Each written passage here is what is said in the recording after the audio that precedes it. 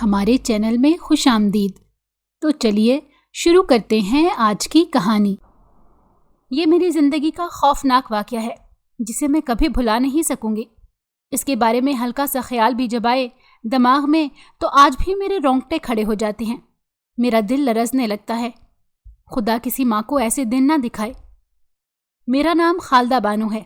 میں کھاتے پیتے گھرانے میں پیدا ہوئی اور مجھے اپنے گھر میں ہر طرح کی سہولت میسر تھی، لیکن ہماری برادری لڑکیوں کی زیادہ تعلیم کے حق میں نہ تھی۔ ویسے بھی یہ تقریباً 60 سال پہلے کی بات ہے۔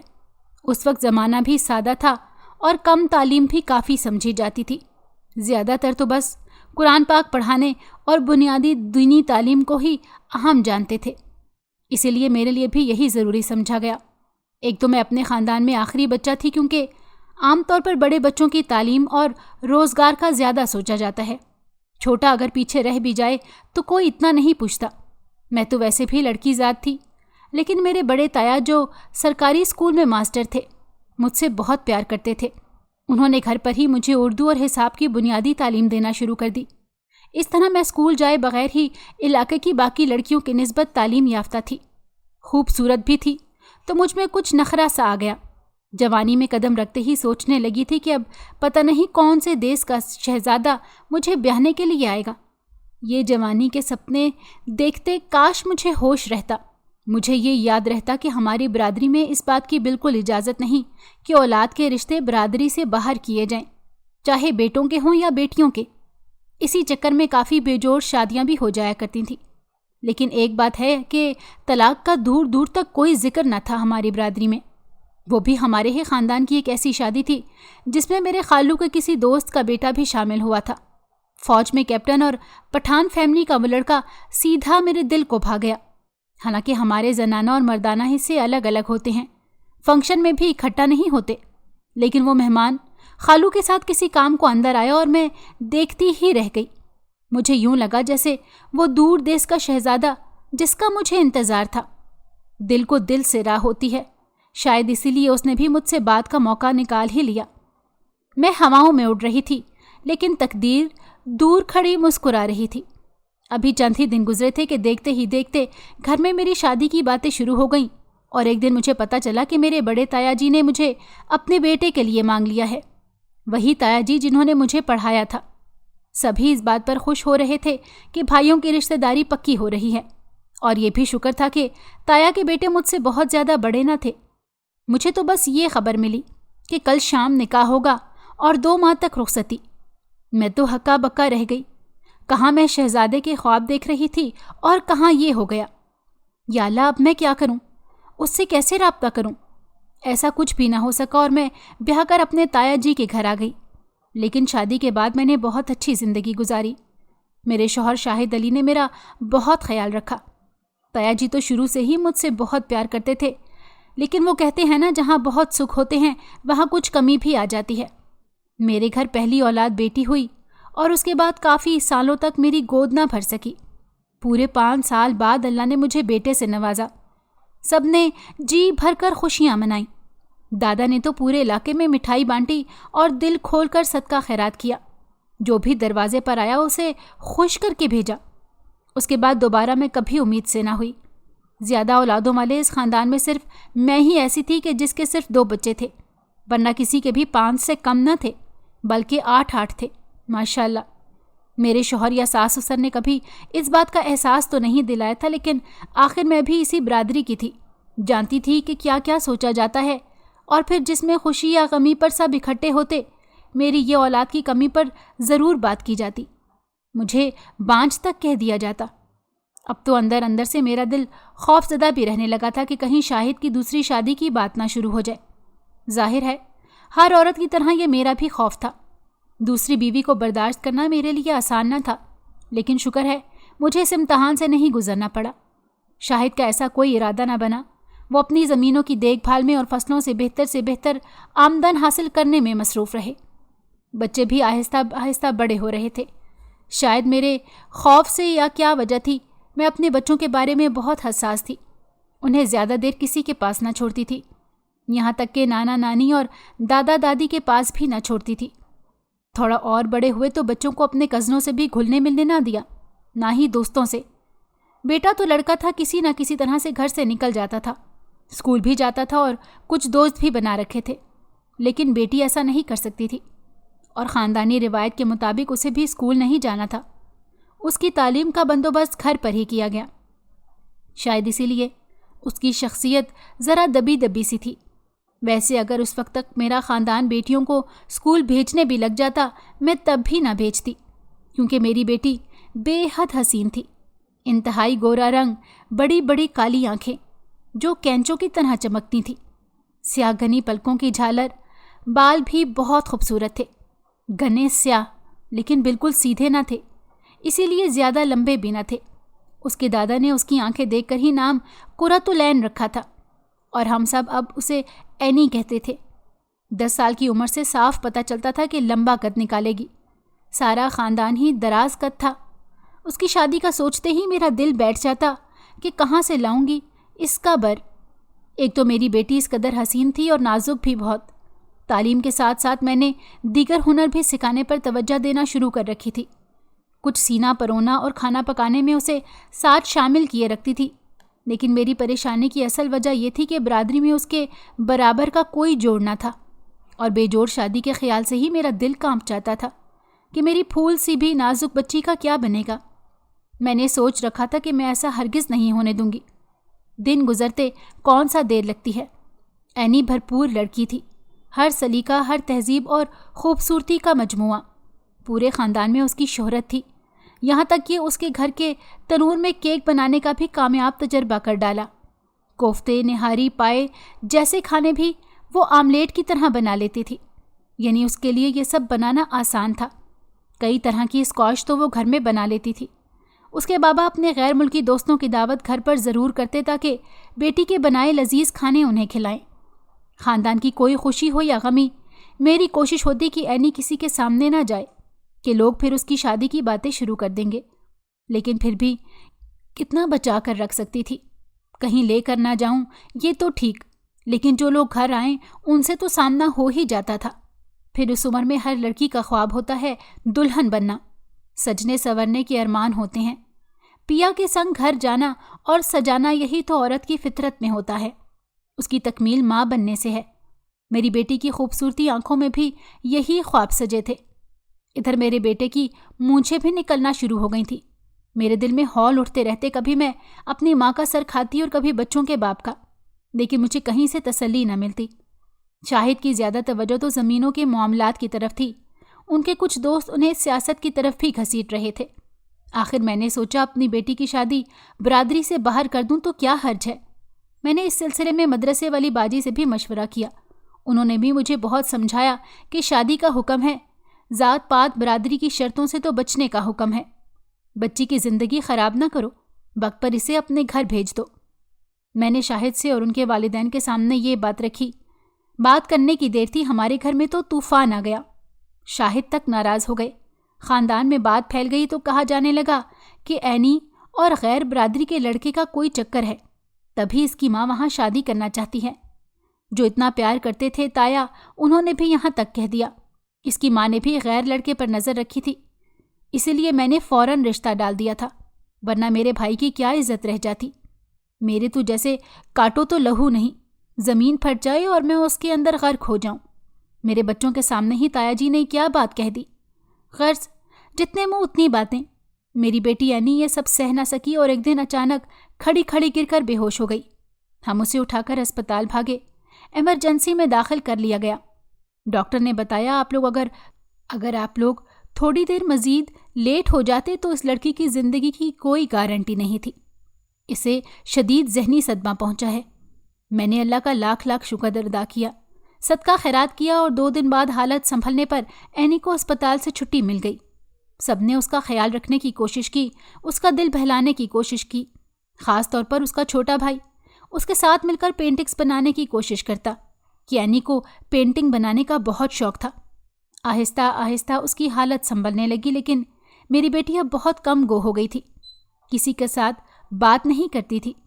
1 سال تک بھی اینی کی حالت میں کوئی تبدیلی نہ آئی، بلکہ اکیلی بیٹھی ہو تو خود کلامی کرنے لگتی تھی۔ اس چیز نے مجھے ڈرا دیا، اوپر سے جو ماسی آیا کرتی تھی گھر، اس نے بھی ایسے ایسے واقعات سنائے کہ جوان اور خوبصورت لڑکیوں پر ہوائی چیزوں کے اثرات ہو جاتے ہیں۔ تو جب بھی میں اسے خود کلامی کرتے دیکھتی، مجھے یوں لگتا ہے اینی کے پاس کوئی نادیدہ چیز بیٹھی ہے جس سے وہ باتیں کر رہی ہے۔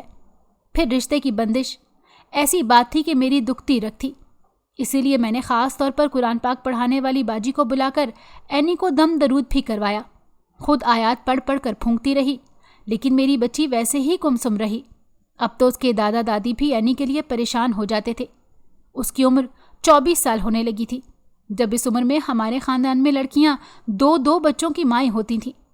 اب تو میرے بیٹے کے لیے بھی رشتے کی باتیں ہونے لگی تھیں۔ میرے اپنے بڑے بھائی نے مجھ سے پوچھا تھا کہ اپنے بیٹے کے لیے تمہاری اینی کا رشتہ لے لیتا ہوں۔ یہ سن کر میری تو آواز ہی نہ نکل سکی۔ مجھے اسی دن کا ڈر تھا۔ میں اینی کی بے جوڑ شادی ہرگز نہیں چاہتی تھی، لیکن اب میں اپنے بڑے بھائی کو بھی منہ پر صاف انکار کرنے کی جرت نہیں رکھتی تھی۔ آخر میں نے اپنی ماں کے ذریعے بھائی کو اس بات سے معذرت کی، حالانکہ ماں بھی اسی حق میں تھی کہ بھائی کی بات مان لو، لیکن میں نے اپنی ماں کو واضح سمجھا دیا۔ بڑے بھائی ناراض تو ہوئے، لیکن انہوں نے دوبارہ یہ بات نہ کہی۔ انہی حالات میں کچھ وقت مزید بیت گیا۔ اچانک میرے بیٹے نے فیصلہ کیا کہ وہ مزید تعلیم کے لیے بیرون ملک جانا چاہتا ہے۔ مجھے تو شوق ہی لگ گیا۔ یہ ایک ایسی بات تھی جو ہماری برادری میں دور دور تک کسی نے نہ کی تھی۔ میں اتنی دور اپنے اکلوتے بیٹے کو کیسے بھیج سکتی تھی؟ جدائی کا یہ خیال ہی میری جان نکالنے کے لیے کافی تھا، لیکن قسمت میں کیسی جدائی لکھی ہے یہ کون جان سکتا ہے؟ ہونی ہو کر رہتی ہے۔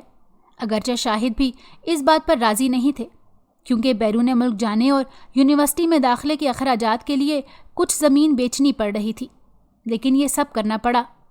جب یہ طے ہو گیا کہ بیٹا ہر صورت ہی باہر جائے گا، تو میں نے اور شاہد نے فیصلہ کیا بیٹے کی شادی کر کے بھیجیں گے۔ کیا پتہ وہاں کسی گوری میم کے ساتھ ہی نہ کر بیٹھے۔ یہ پتہ نہیں کیوں بار بار مجھے بھول جاتا ہے کہ تقدیر نے بھی ہمیں کچھ دکھانا ہوتا ہے۔ حیرت انگیز طور پر بیٹا ہماری شرط پر مان گیا۔ رشتہ بھی اس کی پھپھو کے گھر طے ہو گیا اور گھر میں شادی کی تیاریاں شروع ہو گئی۔ اس سے بھی زیادہ حیرت انگیز بات یہ ہوئی کہ اینی کی چپ ٹوٹ گئی۔ وہ بھائی کی شادی کی تیاریوں میں دلچسپی لینے لگی۔ اس نے ہر رسم اور فنکشن کے لیے بھاری جوڑے بنوائے۔ شادی کی تقریبات میں سب نے ہی یہ بات نوٹ کی، اینی نے کپڑے جیولری کے ساتھ میک اپ بھی بہت زیادہ کیا ہے۔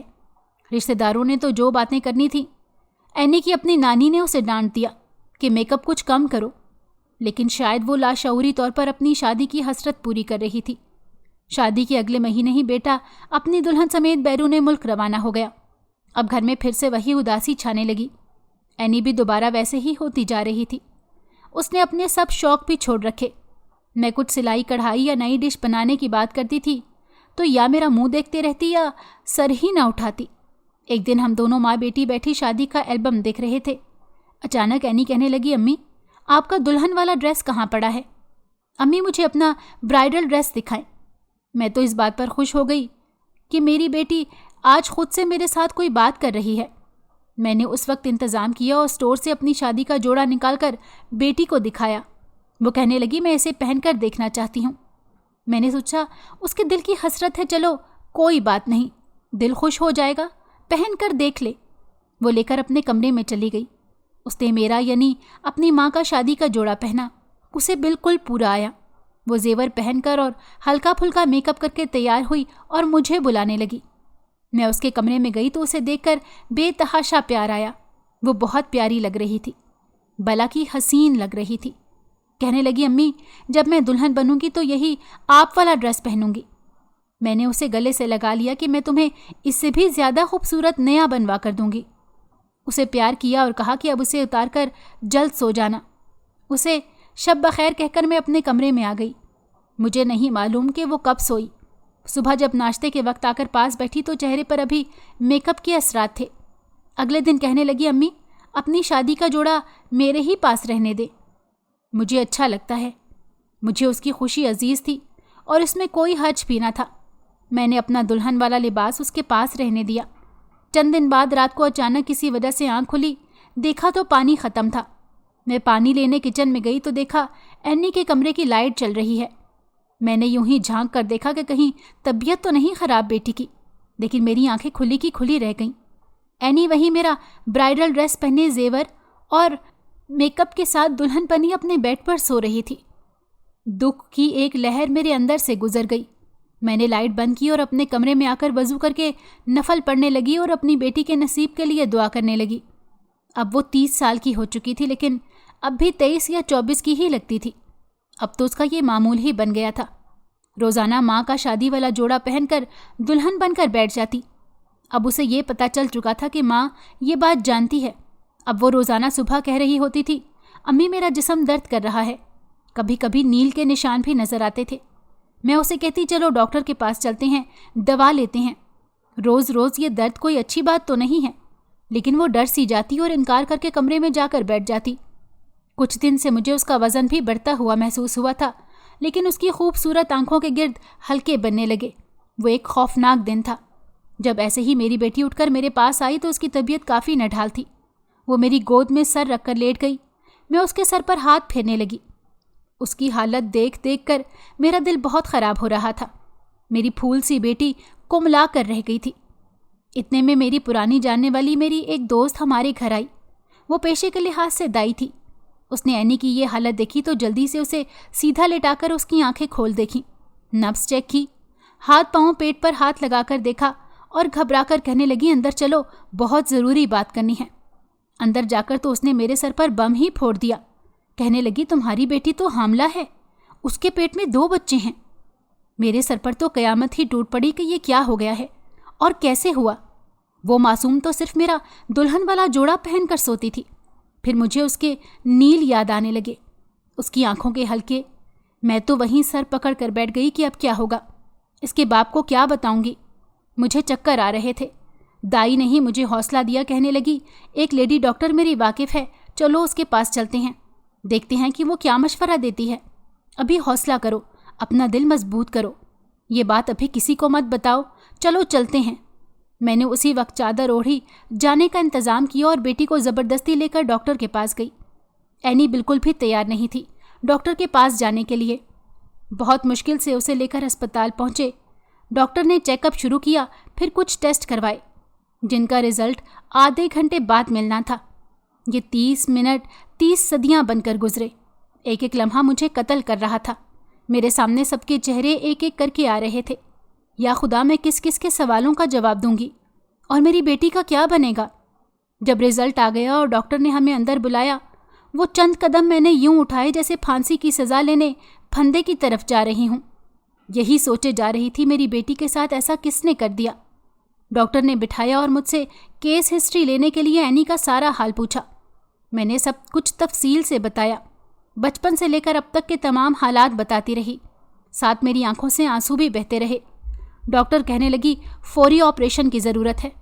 میں آنکھیں پھاڑ کر کبھی ڈاکٹر کو دیکھوں اور کبھی اپنی دائی دوست کو۔ دوست نے میرا ہاتھ دبا کر حوصلہ دیا۔ ڈاکٹر مزید کہنے لگی، اینی کی بچہ دانی میں رسولیاں ہیں جو کہ اب کافی بڑی ہو چکی ہیں، فوری آپریشن کی ضرورت ہے۔ تو یہ حاملہ نہیں ہے؟ میرے منہ سے نکلا۔ ڈاکٹر نے بتایا، نہیں، ایسی کوئی بات نہیں، اور میں نے سکون کا سانس لیا۔ وہ کہنے لگی، دراصل یہ رسولیاں کسی کو کسی بھی وقت ہو سکتی ہیں۔ اینی کا کیس ان لڑکیوں کا ہے جن کی شادی وقت پر نہیں ہو پاتی تو ان کے ہارمونز میں بگاڑ پیدا ہو جاتا ہے، کبھی وائٹامن ڈی کی کمی ہو جاتی ہے، لڑکیاں چڑچڑی ہو جاتی ہیں، اور ہم کہنے لگتے ہیں اس کی شادی نہیں ہوئی اسی لیے یہ غصہ کرتی ہے۔